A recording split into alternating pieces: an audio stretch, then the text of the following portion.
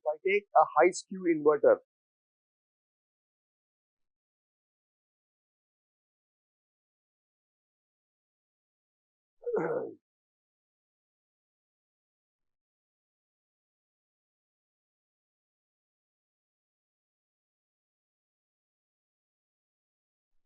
we said the size is going to be 2.5. Right? Now, some of you had a question, what if half is not allowed? Right? What if half is not allowed in the technology?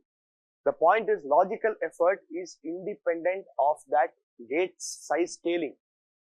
So what I'll do is now I'll show you that if whether I take 2.5, right, or whether I take 1 and 4, you will get the same answer. Okay. So now this is my high skew inverter, let's say. I want to now calculate the pull up logical effort, and this is my pull down logical effort. So I'm going to construct my reference inverters. So what do I do? If I'm looking at pull up, then I ensure that PMOS transistor size remains the same, right? So this 4 will just appear here, and if that is 4 and I want the inverter to be a symmetric static CMOS inverter, the NMOS should be 2. So this will give rise to the 2 here, right? And therefore, what is the logical effort now? G pull up. It is 5C divided by what? 6C, right? So you get 5 by 6. Now what about pull down?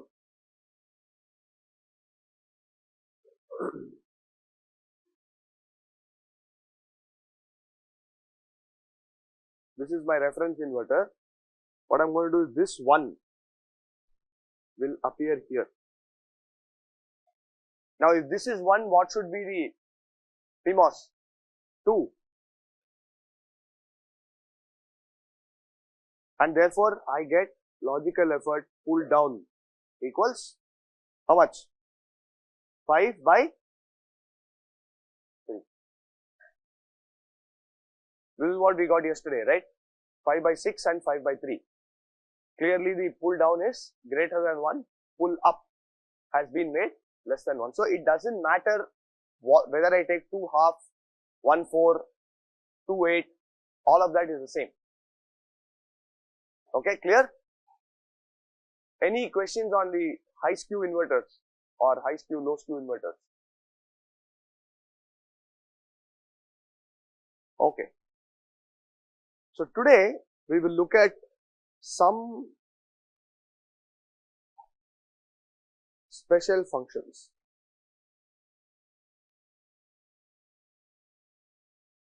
Okay.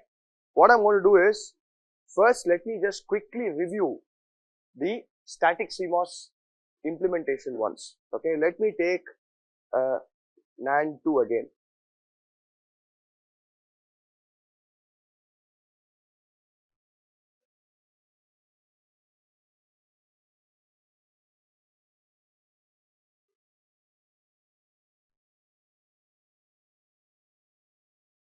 A, B, A and B. 1. What is the function that is being implemented in the pull down network? Y equals AB bar. AB bar, because it's being pulled down to the 0. Therefore, I have to invert it, right? This is pull down. What is the pull up? A bar plus B bar. Clearly, YPD equals Y pull up, right? This has to be consistent. Okay. In general, if I have a pull down network and a pull up network, then I can say that my Y pull down is some F bar of A, B, or let me say A1, A2, AN. F bar because it is going to ground. I have to invert that function. And I am saying A1, A2, AN because these are active high switches. The switches turn on when the input goes high. The general notation is this. Similarly, if I want to write the pull up network, it is some other function G of what? A1 bar, A2 bar and AN bar. What's the condition? These two have to be the same. YPD is equal to YPU. Both stacks have to implement the same function. That's quite obvious, right? Now the question is, under what circumstances will both these stacks be a mirror image of each other? I want my PMOS stack to be a mirror image of the NMOS stack, which means that whatever input A1 is connected to an NMOS transistor, it is connected to a similar PMOS transistor on top, right? So if the PMOS stack was a mirror image of my NMOS stack, okay? If PMOS stack, right, or the pull up network, let me say in general, was a mirror image, and mirror image because I am taking the mirror image about that x-axis. It's going to ground, I'm making it go to VDD. That's all. That's why I'm saying mirror image. Otherwise, it's effectively the same stack, right? Mirror image of the pull down network. Then, what is the pull up function that is being implemented? YPU is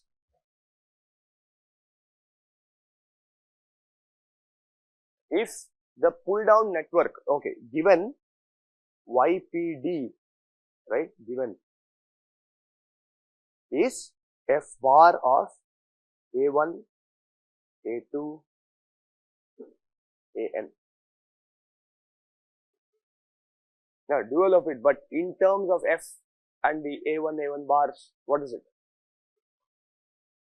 F of, exactly, this is nothing but F of A1 bar, A2 bar, AN bar.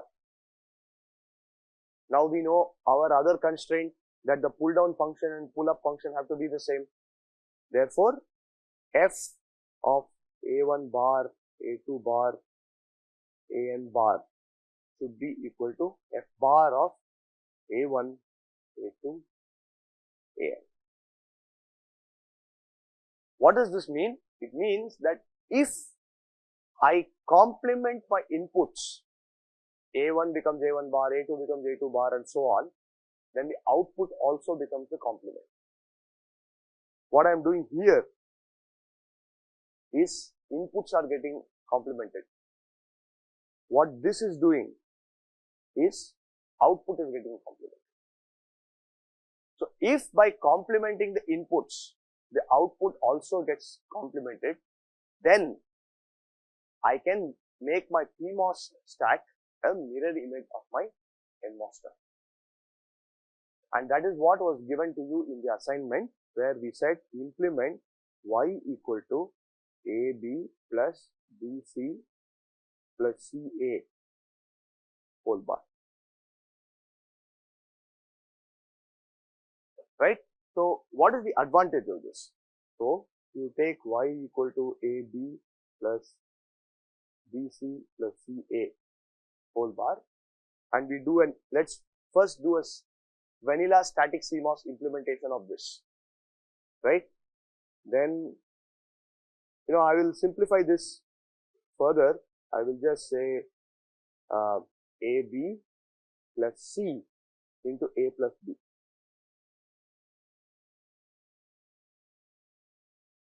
So this will be C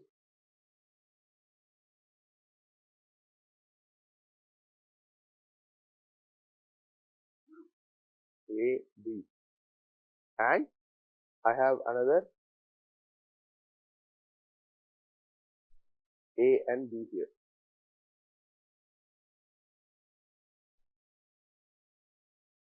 Right? Now what is the PMOS stack? If I were to do it in the original way, where the PMOS stack is just a dual of this NMOS stack.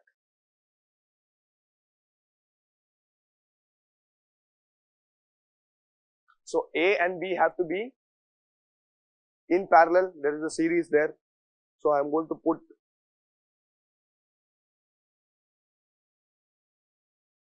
A, B. Then I have C in series with A and B, which means I am going to put C in parallel now with A and B in series. Right? So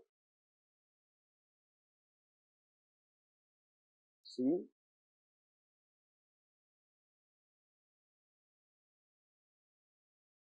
A, B.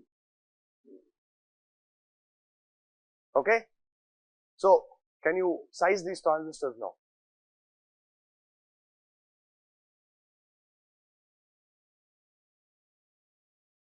So what should this PMOS sizing be? What's the worst stack size? How many transistors on the stack? 3. So therefore I need 666, right? So therefore this has to be 6, 6, 6 and 6, right? And therefore this has to be 3. Clear? Now let's check if this condition is satisfied, where I can use the mirroring property. Okay? So what is the mirroring property? It simply says that if I complement the inputs, output should also become a complement. Okay? So you can work out this Boolean logic yourself by putting A bar, B bar, C bar. You worked it out, you will get the same function. Okay? But I'll show you the simpler way, which is the truth table way. A, B, C, output Y. 0, 1, 0, 0, 1, 1.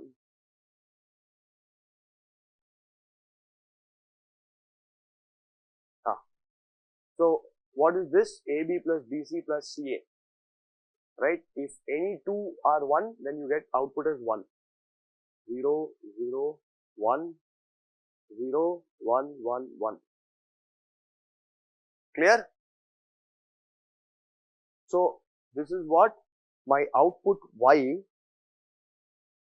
is min term of this is AB plus BC plus CA.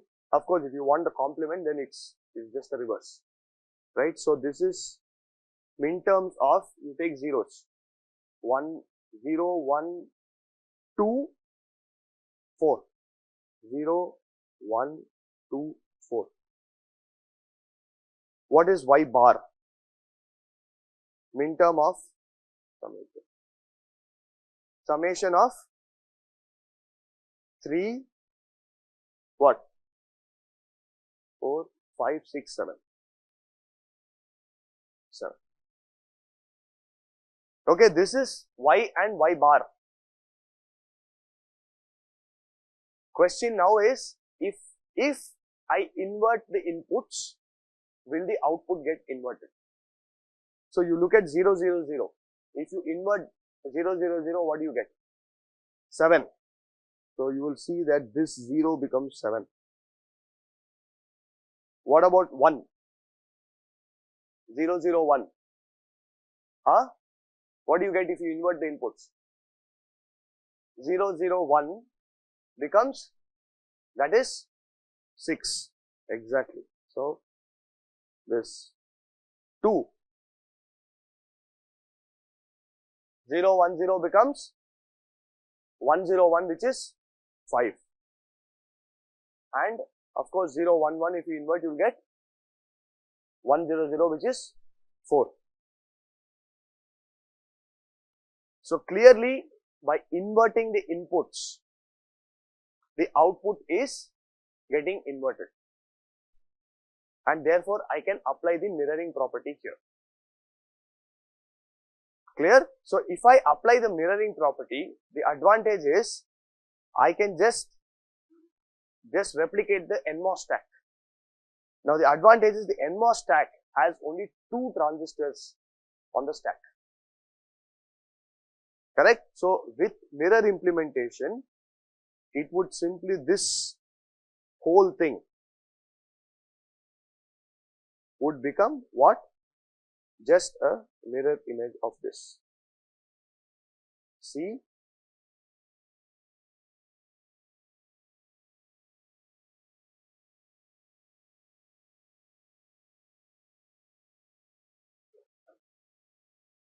A, B,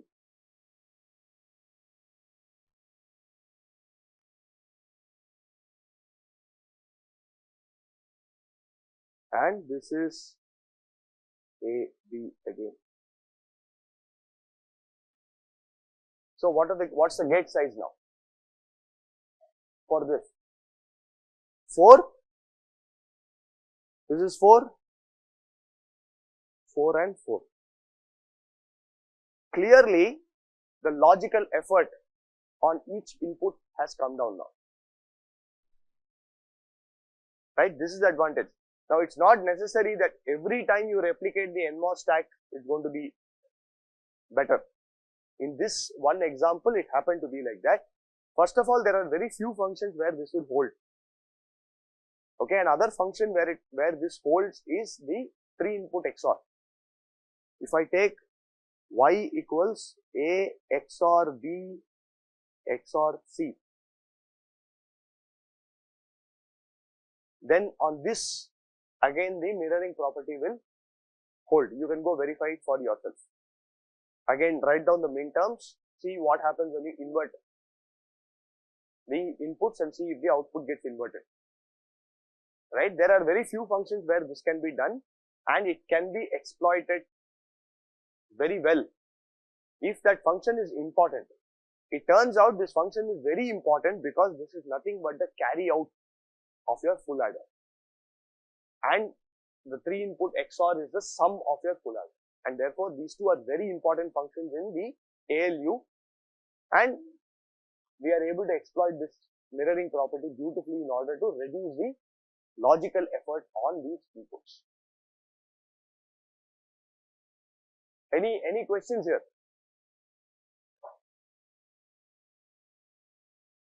So the key point, yeah, I will come to that later. Yeah. Okay. So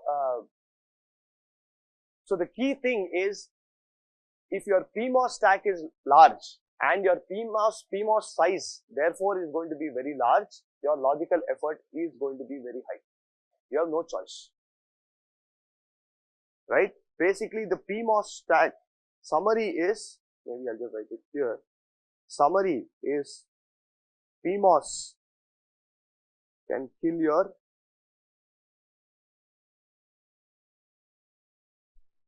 logical effort. And lot of effort will now be put in order to optimize this PMOS stack. One such technique is this mirroring property. Okay.